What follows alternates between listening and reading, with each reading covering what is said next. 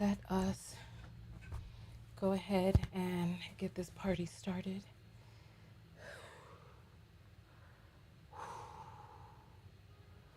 All right.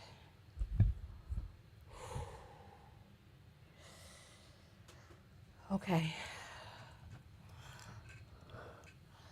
I'm going to give you all a few moments to get in. I know somebody is awake somewhere in the world. I'm Tonya TKO, and I'm getting ready to practice my final presentation. Let me.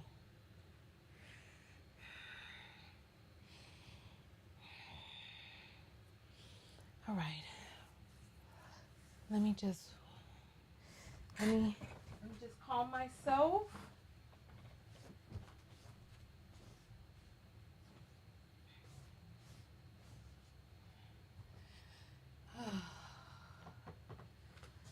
All right, I see people are coming in. Hi, good morning. Good morning. Hey, Joanna, what are you doing up so early? Hey, Miss B. All right, so I'm getting ready to practice my presentation. I've been up all night, so I'm a little jittery. You can tell in my eyes something ain't right. But I just ate some cold spoonfuls of some oatmeal I had in the refrigerator to kind of just help the energy dissipate. But I am frazzled because I've been up all night. I need some recommendation on how I can appear like a normal person. I'm not on caffeine, but I'm feeling very jittery, right? I'm going to do my final presentation for you all. It's supposed to be within 10 minutes. All right. I'm kind of like, oh, does anybody have any recommendations for how I can just, cause you know, I'm doing so much. I'm doing my retreat. I have classes. I did a bunch of videos this past week. I'm living. And so all of those things together, class, retreat, videos, just really took up most of my time, especially with the, what am I trying to say? My concern is not that I'm tired. My concern is that the tiredness is affecting my ability to articulate. That's my issue. So I really need to kind of just calm and flow. Calm and flow. That's what I need. I'm going to do my final presentation for you all. I'm going to get live on every platform.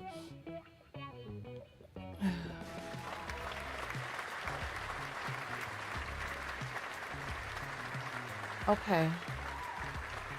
You know what? I do have a gummy. I don't know if it's ashwagandha, but it's a gummy my niece gave me before I had to do my speech. So let me find that and take it. Oh, you know what? I should probably take it before I go to class. Okay. Magnesium? I got magnesium. All right. Let me take some magnesium. This is not magnesium. This is not magnesium. That's not magnesium. This is magnesium. Okay. I hope you're right. Let me take some magnesium.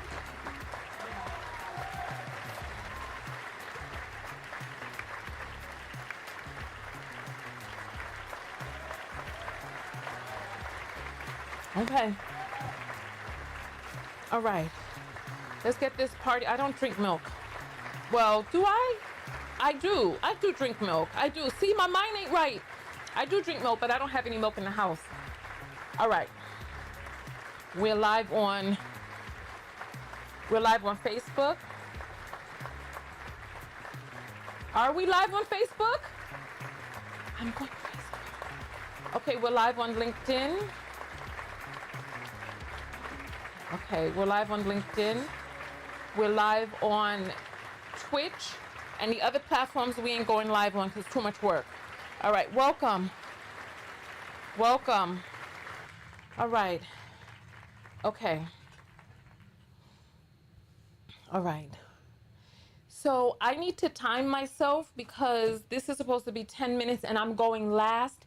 And if other people push theirs, then I'm going to have less than 10 minutes. And the last time that we were in class, people were taking 15, 20. One person was even 30 minutes. I'm like, This isn't, and the teacher never said nothing. But we had one person that didn't come in. So this is for my critical theory of trauma class. Oh my goodness. Okay, welcome in everybody. Welcome. I need to calm myself. I need to calm myself. I need to calm myself because I've been up all night. I'm jittery. I'm jittery. So the issue is when I was practicing this by myself, I was like hemming, hawing, and stammering, right? And so I need to just kind of calm myself. Okay. Because I spent most of my time planning the retreat, and then I spent hours doing videos this past week. Okay, I need to calm myself. Hours that I didn't have, but I really wanted to make the videos. But I didn't have the time, but I did it anyway. Okay, I gotta calm myself. See, I'm not acting rational. I'm not even thinking rational. Okay, calm yourself, Tonya. Calm yourself. I've been up all night. That's the issue. Because I really had to get this done. And there was a lot of research that was involved. A lot. Some of the research I couldn't even put in here because it went over. Okay. Joan says I got this. All right, let me calm myself. You know what? You know what? Here, let me get my, I'm gonna get my thing. I'm gonna get my thing. Hold on. I'm gonna get my thing. Hold on. Oh. All right. All right.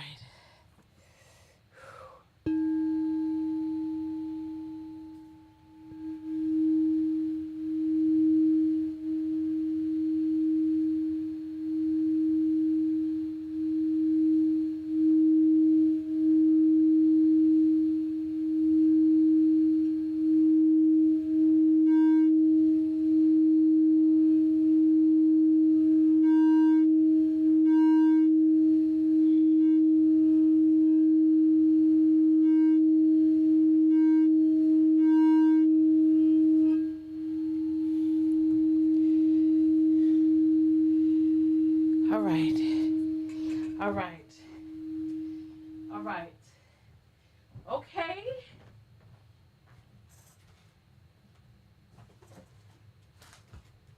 And I'm going to here.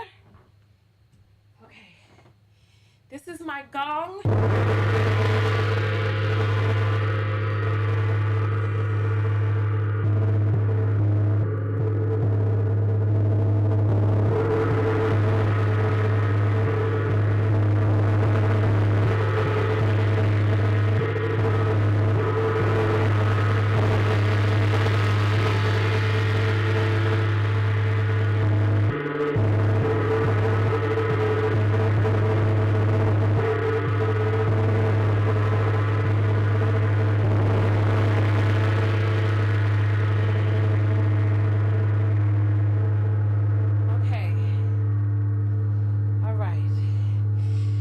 The thing about sound vibration is sound has a way of calibrating. And so what we did was, that's a planetary gong right there. And the bell is attuned to the frequency of the third eye and feminine energy. So, whew. All right. I feel good. Could you all hear the gong, or was it just me? Because, certain sounds are not captured by the microphone. Okay, so let's go ahead and jump into this. So I'm Tonya TKO. This is for my critical theory of trauma class. And so I'm going to time myself to see how long it takes to go through this. All right. Today we're going to be talking about war trauma as it relates to the African American POW, sex, violence, and adaptive pleasure.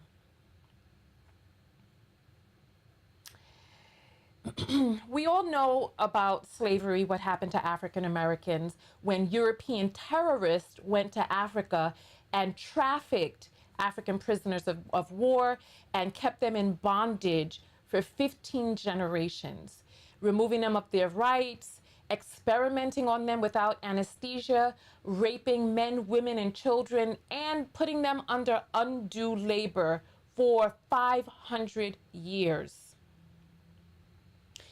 So I decided to focus my paper on Botticelli's piece on sexuality, war trauma, and the homosexual imaginary. So there's a similarity that exists between the type of trauma that is experienced between prisoners of war and soldiers. So soldiers have a combat-related trauma as well as moral injury. And we'll talk a little bit more about that in the latter piece when we start talking about porn preference. But when a person sees something that they are morally objected to, they go into what we see nowadays as denial, not wanting to hear, and other bouts of depression, which turns these men into mass shooters, etc. As well as POWs who face captivity trauma, psychological trauma like chronic fear, helplessness, as well as Stockholm syndrome. Now, there are ways that people adapt to war. Soldiers and POWs alike have a persistent alertness to threats, as well as African Americans in the community. There's a persistent alertness to threat from outside and inside the community, as well as systemic injustice, racial profiling, as well as a distrust of authority. So prisoners of war and African Americans both distrust authority. African Americans have an innate distrust of police and government because of the abuses. In Halperin's piece, he talked about abjection as a way for gays to take their power back away from the shame that they felt for so long in being gay, which is akin to the N-word being reclaimed by African Americans. In the gay community, you'll often hear some of them call each other, the F word, the slur for their community, as a way to reclaim their power, which is a way that African Americans have taken the N-word back. And other adaptive techniques have been violent lyrics, victim mentality, and Stockholm syndrome. I did, as an aside, I did some research on the type of porn that is searched. And for African American men, you'd be surprised to see what it is as a way that the Stockholm and taking their power back. But nonetheless, long-term effects of trauma, war trauma, turns to chronic PTSD. In the African American community, we see this turn into fatherless homes, difficulty maintaining family or social relationships, as well as health complications like heart disease, hypertension, cancer, and the violence that plagues our community. You'll see that African Americans are 2 times more likely to die from heart disease than whites, as well as African Americans being 50% more likely to have high blood pressure than whites. And you'll see that we are suffering from myriad of diseases in our community. In the Botticelli piece, he talks about the penetration that the father does by telling his son very violent stories. So in a way, the father is penetrating the son against the son's will by telling him violent stories of war, like this, for example, when he talks about throwing grenades into a building that he discovered was a nursery, and then there were body parts of babies blown all around. When I saw this, I actually thought about rap lyrics. And here's a song from Biggie Smalls where he's like, "Who shot ya?" And I'm going to play this song, but in this video, I can't play it because of copyright issues. So basically, at the end of the song, he has a gun in a person's mouth. He's like, "Open your mouth," and he has the gun in there. The gun being represented of a phallic symbol being placed for as a form of violent fellatio onto the man receiving the gun. And then you hear him pull the trigger. You also hear that there's some humming in the background, a beautiful lyric. And it's not lost on us that Biggie Smalls was murdered at the age of 24. And the person that you hear rapping in the background, "Ready to die, motherfucker, 9-5, motherfucker," he was known as Puff Daddy then, but he's known as P. Diddy now, and he's on trial for all types of sexual abuses and deviance. No, can't play. I need to go to the next slide, but I don't know how to get to the next slide. No, okay, there. So here are some other lyrics from Biggie Smalls. This is in the song Brooklyn's Finest. This is Jay-Z and Biggie Smalls. "Hit ya, back split ya, fuck fist fights and lame scuffles, pillowcase to your face, make the shell muffle, shoot your daughter in her calf muscle, fuck a tussle, nickel plated, sprinkle coke on the floor, make it drug related, most hated." Now, I put this in here because I asked people close to me what were some of the most traumatizing rap lyrics that they heard. And my sister actually came up with this one. She said when she was a child and she heard about a child being shot, she was traumatized. Not only that, let's get to this. This is the lyric from Cameron where he says, I'll leave your mama and your papa wet. This is from Blood. Kidnap your family, make your brother eat your mother out. After I done dug her out, needles to drug her out, pillow to smother her out. You don't give a F about, I'm what a thug about, right? And for those of you, this is Cameron right here. He has murals up as if he's some sort of hero. Then I'm going to play the song. So this needs to add on a minute because the song has some pretty jaunty, vivacious lyrics that just make you want to dance. It's vibrant. There's sports cars with name license plates. They're running from the police, as we talked about the aversion to police that many Black people and POWs have alike.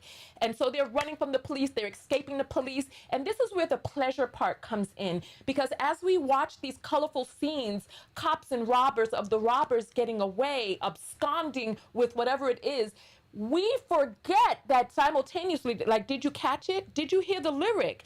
Because he says in there, those exact lyrics, where while we're dancing to the beat, he's talking about forced incest, rape, and murder.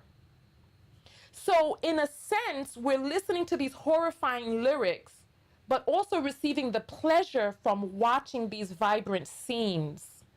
And that lyric actually came from a subscriber of mine. He said that when he heard that lyric, he was so traumatized.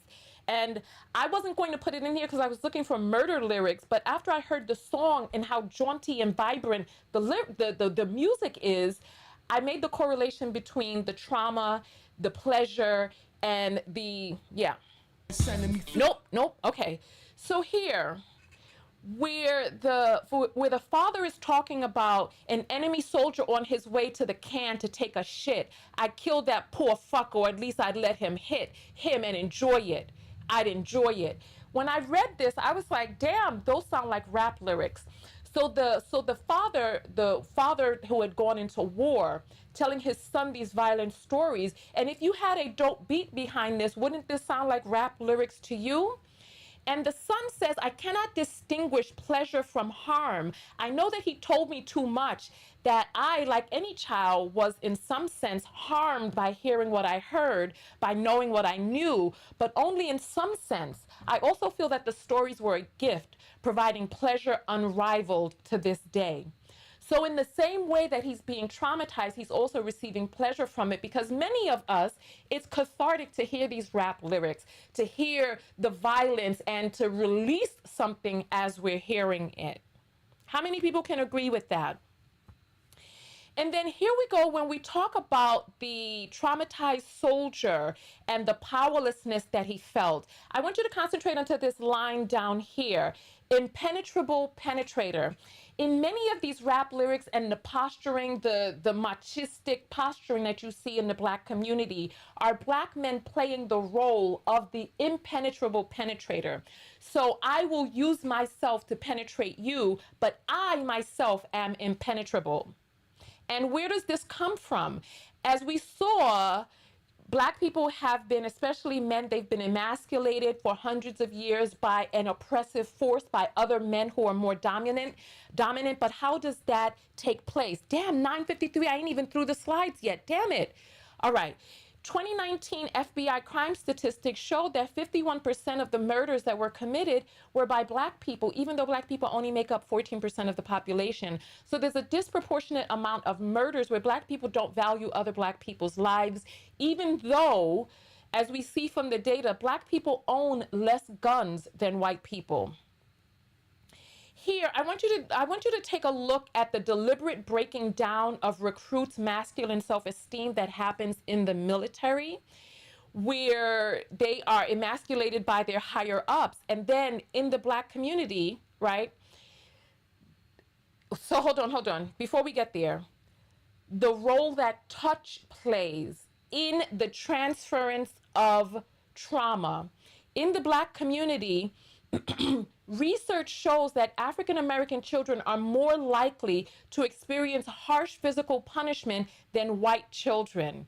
Even Hispanic, I can't even get to that part because I don't have enough time. Even though data shows that violence violates children's basic human rights and leads to adverse mental health, physical, and developmental issues with Black children and Black people. So this is that intergenerational transference of trauma where touch is used to pass it on from one person to another. But how this is a graph that shows Black people are above the fray in terms of beating and being violent against their children. How does this touch then also manifest in a sexual sense? Black women are more likely than any other women, according to RAINN, to experience rape and sexual assault in their lifetime. 17.7 million African American women.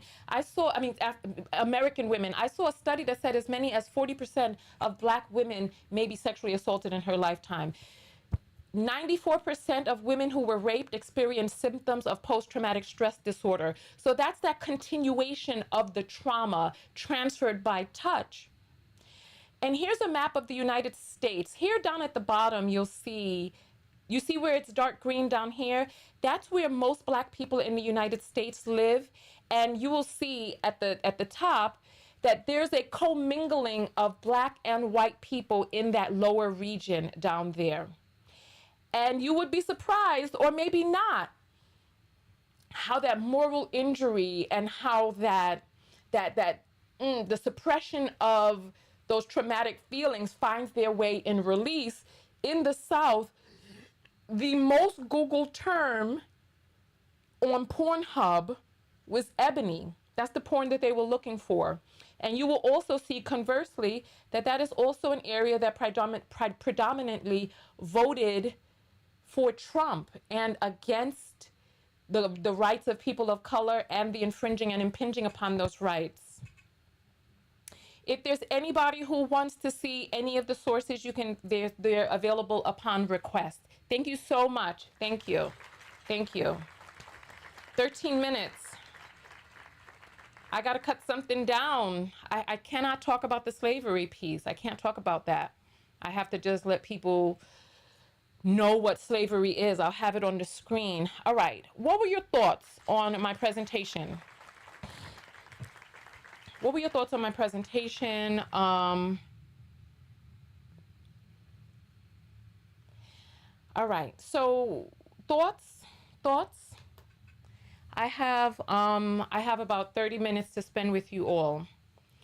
So social is saying, oh, reminds me of my master's dissertation. Oh, okay. All right. So did you learn anything? Was there anything that was surprising? Is there anything that you felt needed to be expounded upon? What do you think I can leave out? Because I went 3 minutes over, and you know what? Other people were going 20 minutes and all of that. So I don't think the 3 minutes will be a problem.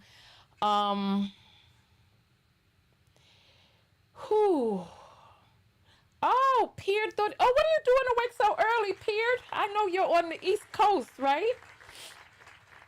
All right. So did you learn anything? Did you have questions about the presentation? Did you need more expounding? Talk to me about how you felt about what it is that you heard and saw. Mind waking. So was the presentation waking your mind? Or are you saying you're just getting up in the morning and your mind is waking? So Peter is saying great articulation. I appreciate that because you know I'm in a flurry right now. Well, you know what? The sound vibration did calm me down.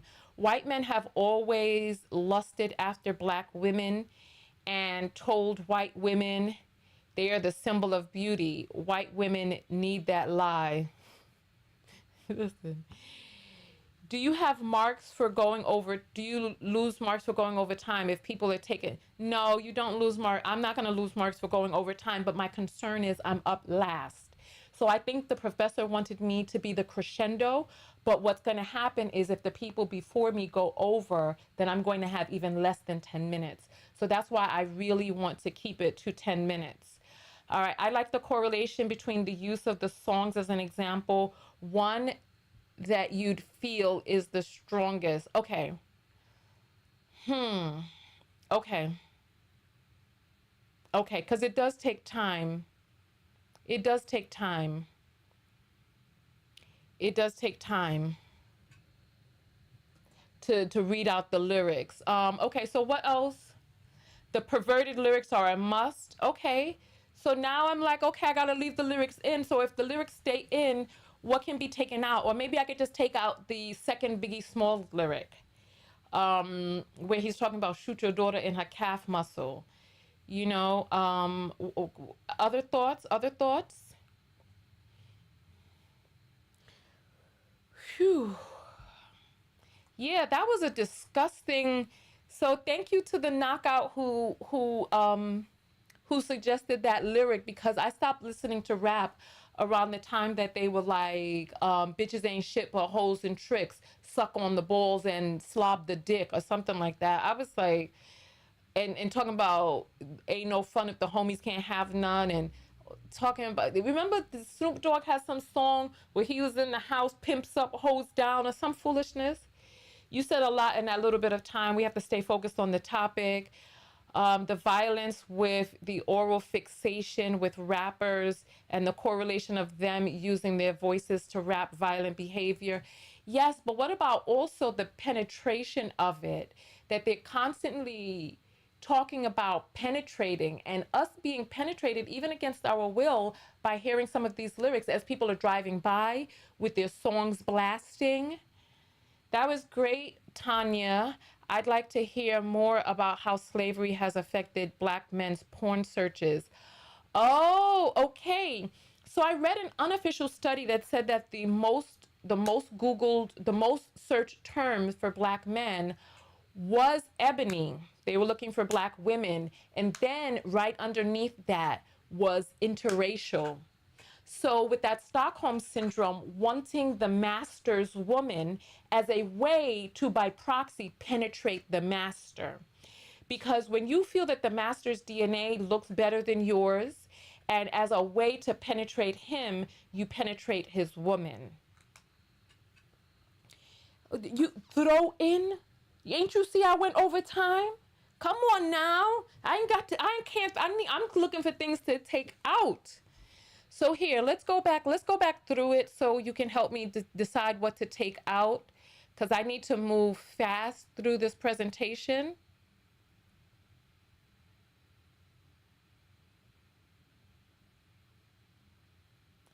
All right.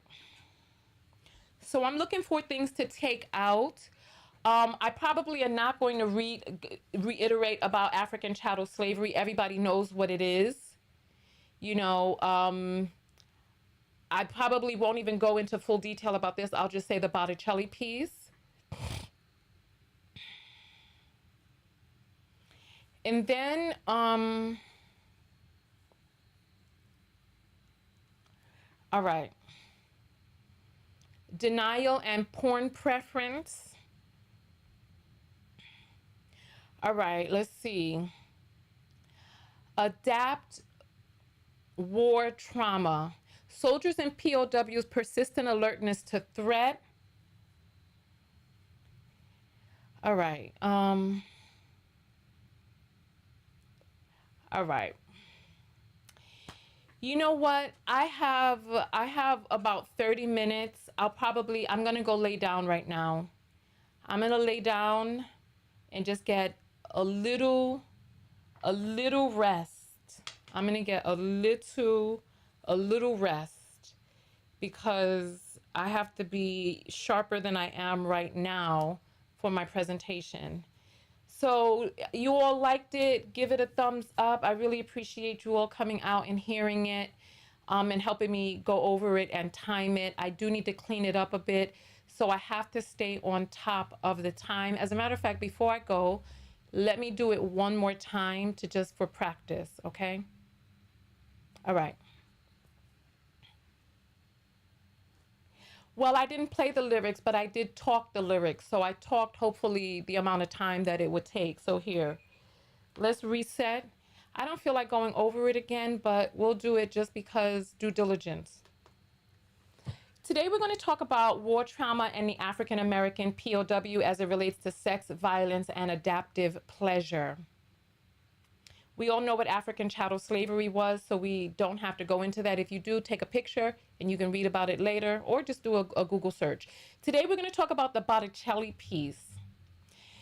So soldiers, POWs, they have related types of trauma as it relates to war. The soldier with combat stress, and the white people, the soldiers with moral injury, witnessing and participating in acts of violence can cause moral injury, which also shows up modern day in denial and porn preference. And the POWs have the captivity trauma, where they have chronic fear, helplessness, and Stockholm syndrome. There are adaptations to war trauma where the soldiers and POWs have a persistent alertness to threats, and African Americans have a persistent alertness to threats and systemic injustice with racial profiling. There's also POWs and African Americans have a distrust of authority, i.e. police and government, because of abuses. And the adaptation in Halperin's piece, he talked about abjection as a way for gays to take back their power from shame, which is in a sense the same type of abjection with Black people reclaiming the N-word. There's also violent lyrics, victim mentality, and Stockholm syndrome, which we'll talk about a little bit later in Black men's porn preference. The long-term impacts of war, chronic PTSD. In the Black community, we see it show up as fatherless homes with difficulty maintaining family or social relationships.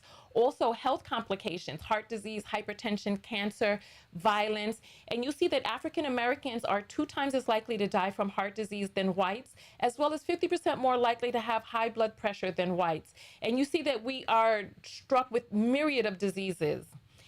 The father, in the Botticelli piece, the father penetrating his son with these violent stories, like this one here, where he said that he threw a grenade into a building to find out that it was a nursery, and there were bits and pieces of babies blown apart.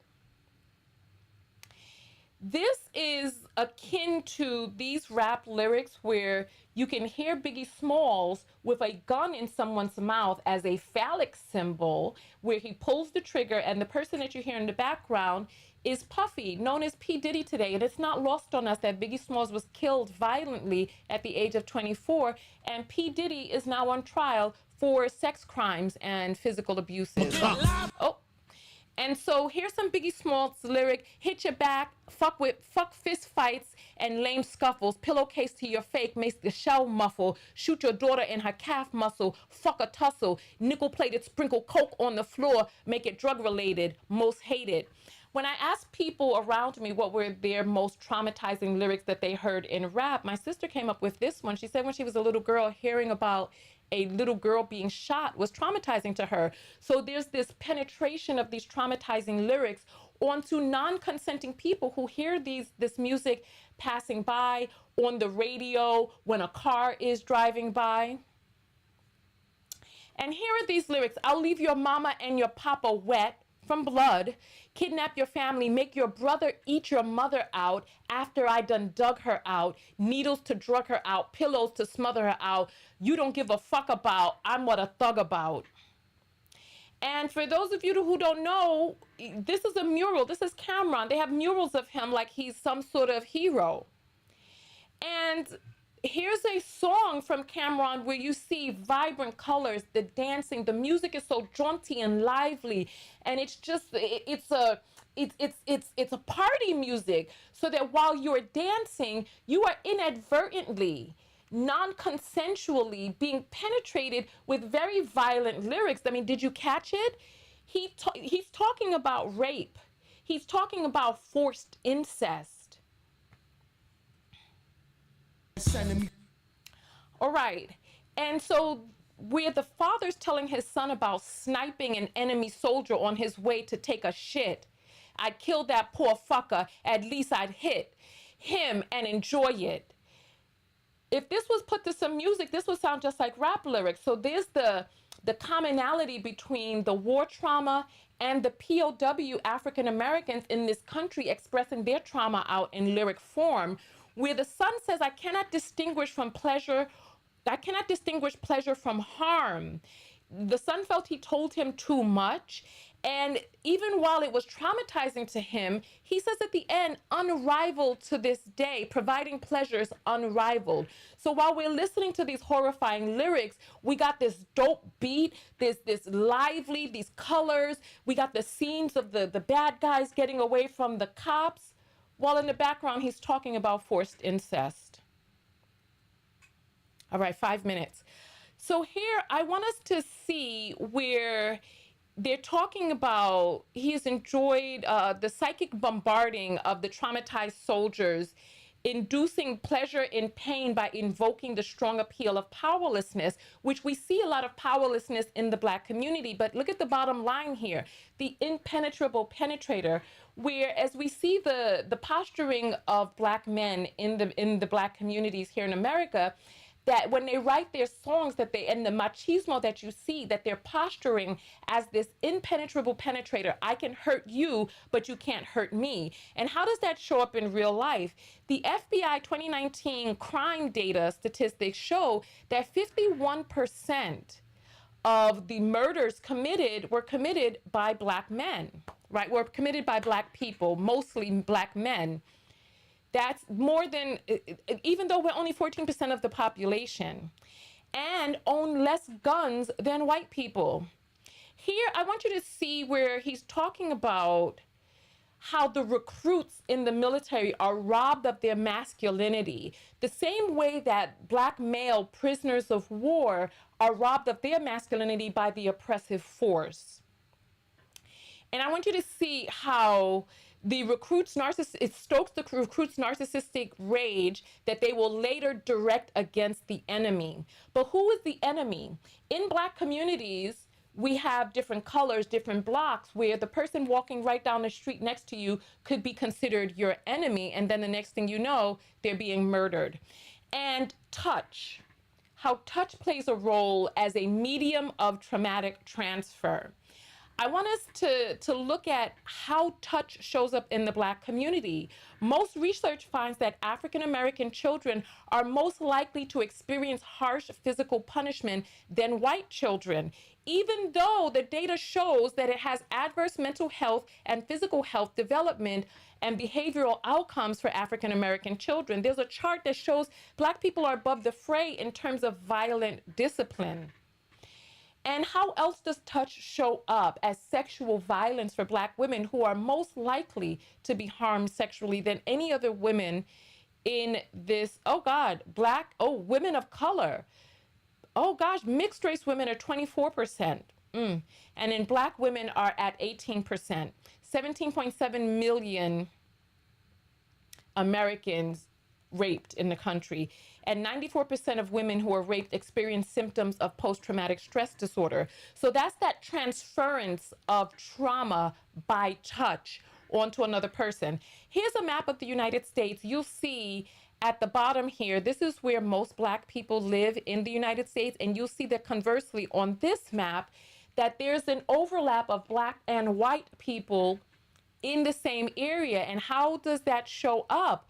Pornhub, remember when we talked about moral injury and the denial and that frustration built up inside, and then that release culminating in the search for ebony porn, looking for images of Black people to have a sexual release to. And conversely, that area was also the area that most people voted for Trump and against the rights of people of color. If there's anybody who needs any of the sources, they're available upon request. If you have any questions, please ask them now. 9 minutes and 30 seconds. All right. Whoo, okay, so talk to me. So I did it in 9 minutes and 30 seconds when I didn't go into details about the slavery piece. Oh, all right. So, thoughts.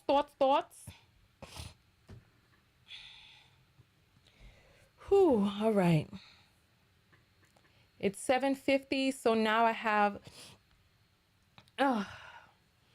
Thoughts for those of you who are coming in late and are hearing this for the first time. Those of you who are hearing it for the second time, what are your thoughts?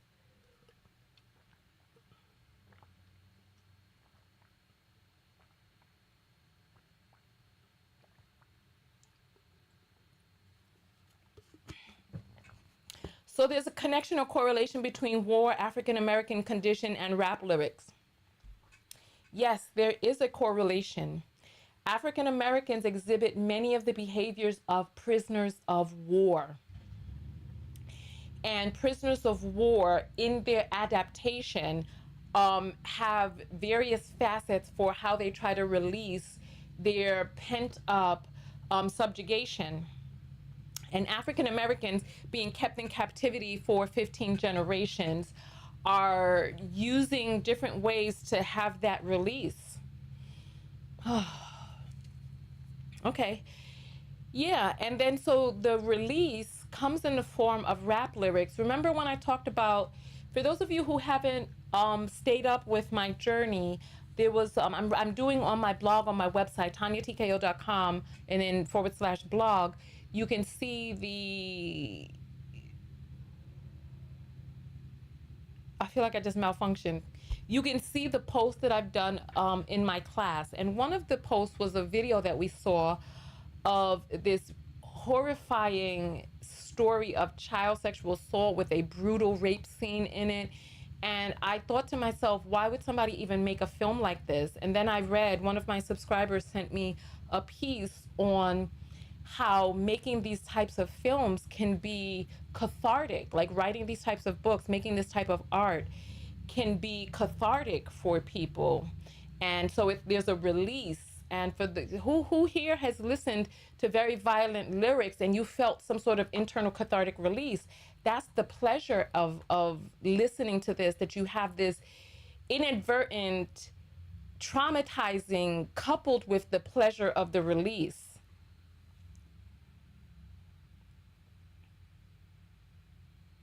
All right. Whew.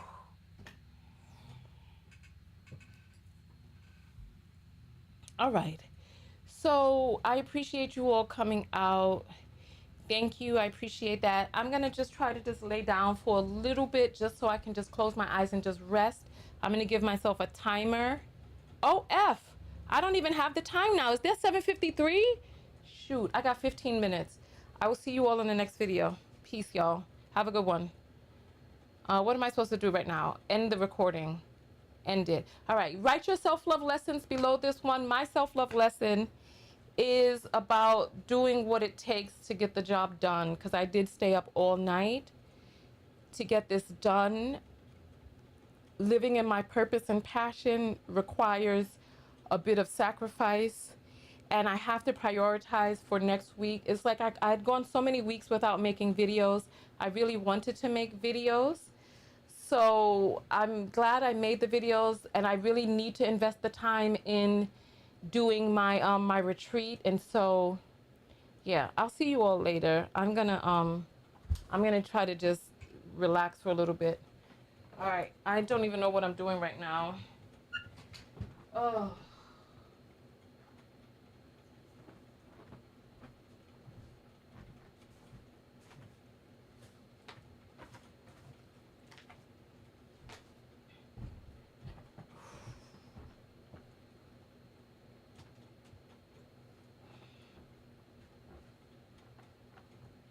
All right, bye y'all. Have a good day. I'll let you all know how my presentation goes.